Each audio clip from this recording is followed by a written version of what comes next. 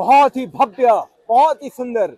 सामने आप देख रहे हैं स्वर्वेद महामंदिर धाम। वो और हम लोग कौन है, कहाँ से आए हैं, आत्मा क्या है, इसका समुचित विज्ञान जानने के लिए ही स्वर्वेद मंदिर की रचना हुई है। तो बहुत ही अद्भुत, अविश्वसनीय क्या कारीगरी बना हुआ है। दोस्तों नमस्कार, आपके अपने YouTube चैनल भारत दर्शन ब्लॉग पर वाराणसी के उमराहा में स्वर्वेद महामंदिर धाम की अद्भुत यात्रा में आपका स्वागत है। दोस्तों मेरे पीछे आप देख रहे हैं उमराहा में बना है, 18 सालों में बनकर तैयार हो चुका है स्वर्वेद महामंदिर धाम। पूरे 7 मंजिल ये मंदिर है और ऊपर में कमल का पुष्प बनाया गया है।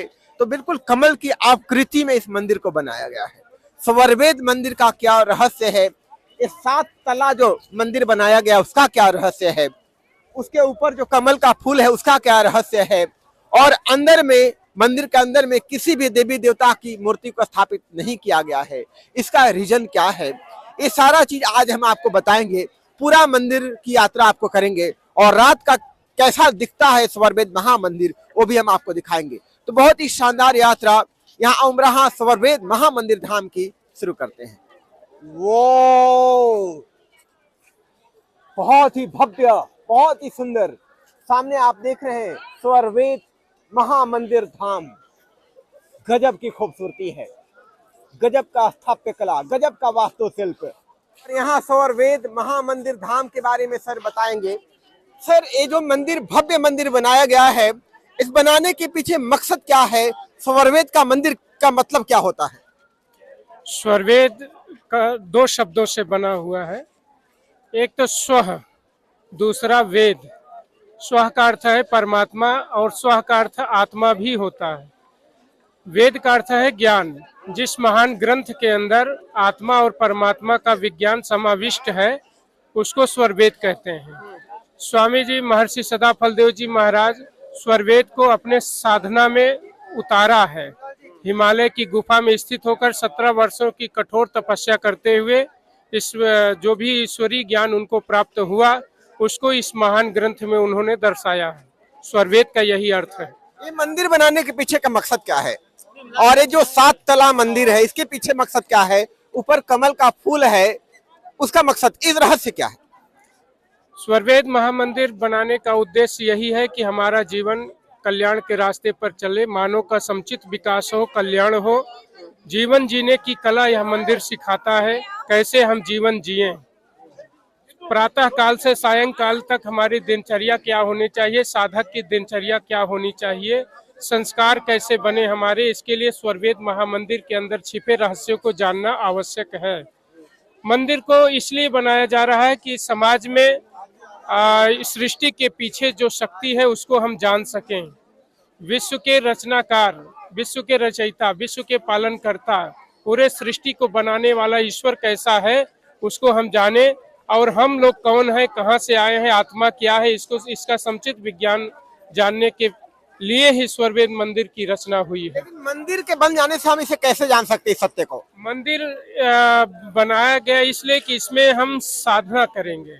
जब साधन को अपनाएंगे और उस पर रत होंगे, हमारी दिनचर्या में साधना समाविष्ट होगी स्वर्वेद विहंगम योग की, तब जाकर के आंतरिक जीवन में जो भी आंतरिक यात्रा है वह प्रशस्त होगी और शरीर के अंदर छिपे आध्यात्मिक केंद्रों की जानकारी होगी, उसमें शक्तियां हमें प्राप्त होंगी, तदंतर हम आत्मा तक पहुंच पाएंगे। लेकिन ये जो मंदिर का मतलब होता है कि किसी देवता की, किसी ईश्वर की या देवी की प्राण प्रतिष्ठा होगी, लेकिन इसमें तो किसी देवी देवता की मूर्ति ही स्थापित नहीं है।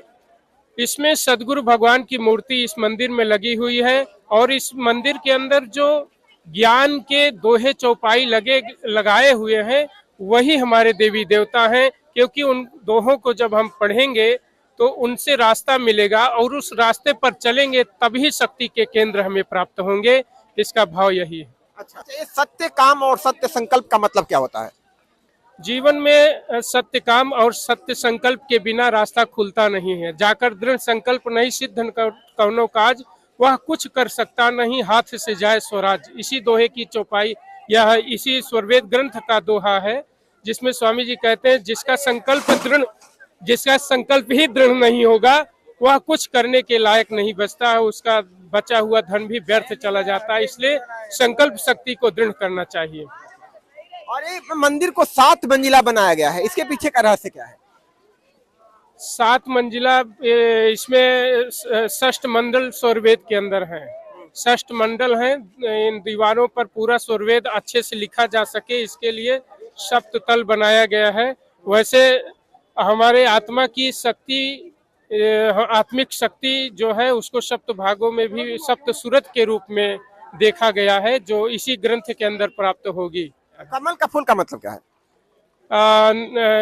स्वामी जी चक्रों को जो कमल के रूप में इंगित किए हैं, नवम कमल है, अष्ट कमल दल है, इस सब इस मंदिर में दर्शाया गया है, जो हमारे साधना से रिलेटेड है, अध्यात्म से रिलेटेड है।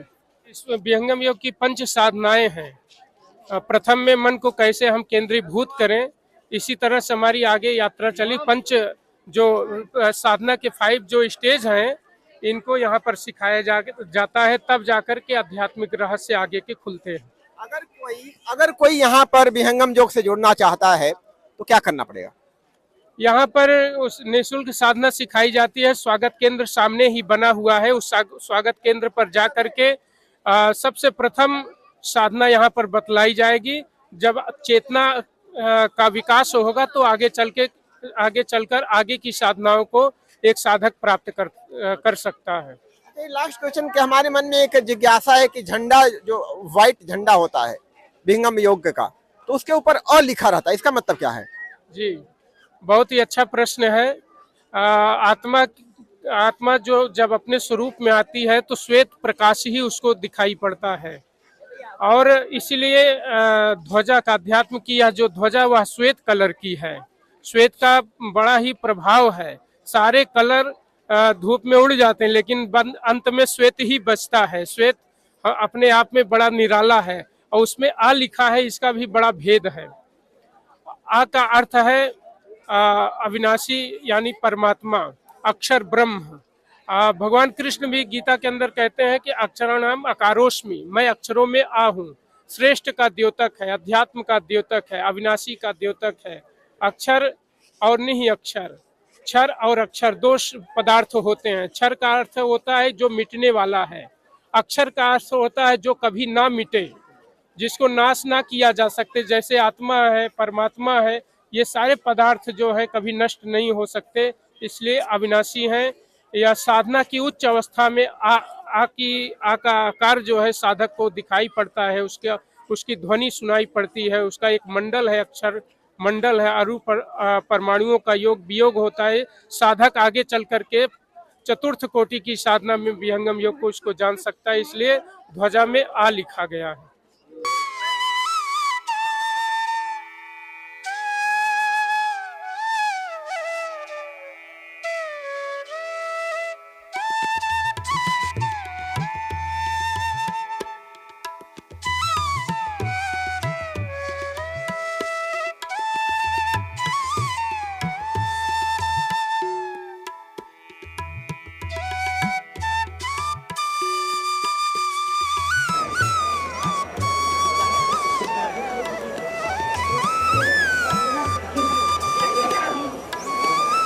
और दोस्तों अब हम रात के समय उमराहा में स्वरवेद महामंदिर धाम है, उसका नज़ारा आपको दिखाएंगे। लाइटिंग का नज़ारा, फवारा का नज़ारा बहुत ही खूबसूरत नज़र आता है।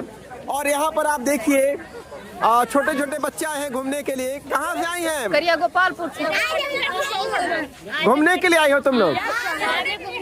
ये मंदिर कैसा लग रहा है? तो आपका उद्देश्य क्या था? क्यों घुमाने? लोग देखेंगे, संस्कार है, देखेंगे कैसा सब कुछ है, मंदिर डेकोरेट है, कुछ देखेंगे, सीखेंगे उसके बारे में, इसीलिए लाए हम लोग। तो भारतीय संस्कृति, भारतीय धर्म को अगर समझाने के लिए बच्चे यहाँ पर आए हुए हैं तो काफी अच्छा लग रहा है। बच्चे खुश नजर आ रहे हैं। और यहाँ का फवारा देखिए दोस्तों, रंग बिरंगा फवारा।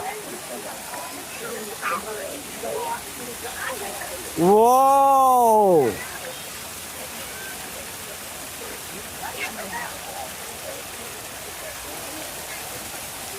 ब्यूटीफुल।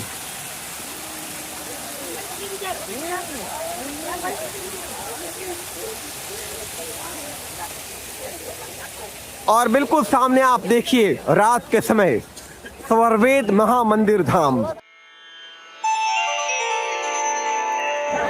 भाई ये कैसा लग रहा है मंदिर? अरे अद्भुत लग रहा है, ऐसा नज़ारा लग रहा है कि जैसे हम क्या बताएं, दिल गदगद गदगद हो जा रहा है देख के।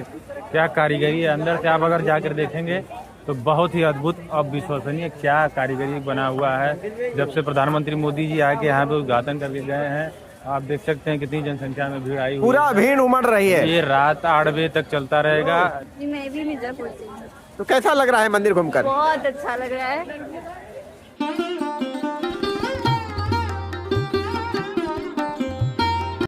क्या कहना चाहेंगे स्वर्वेद महामंदिर धाम के बारे में? बनारस में ऐसा भव्य मंदिर, एक मेडिटेशन सेंटर एशिया का सबसे बड़ा। हमें खुशी हुई कि हमारे शहर में ऐसा भी एक स्मृति कह सकते हैं आप। और तराशी तो एक नंबर की है, यहाँ के मतलब सभी चीजें बहुत खूबसूरत है। तो क्या इसका प्रभाव क्या पड़ेगा आने वाले दिनों में, वर्षों में? इसका प्रभाव यही पड़ेगा कि बाहर से लोग ज्यादा आएंगे, बनारस में टूरिज्म बढ़ेगा, जिससे यहाँ आसपास के जो बिजनेस काफी खाली रहते थे, काफी सुनसान रहते थे, उनमें वृद्धि होगी।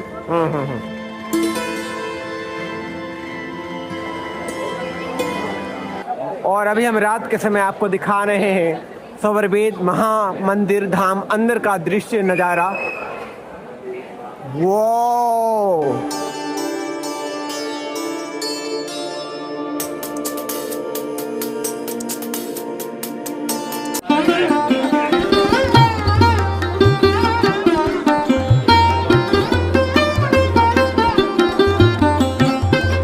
और बिल्कुल सामने आप देखिए विहंगम योग के संस्थापक, स्वर्वेद के रचयिता, 17 सालों में साधना करके जिन्होंने स्वर्वेद की रचना की, सदगुरु सदाफल देव जी महाराज।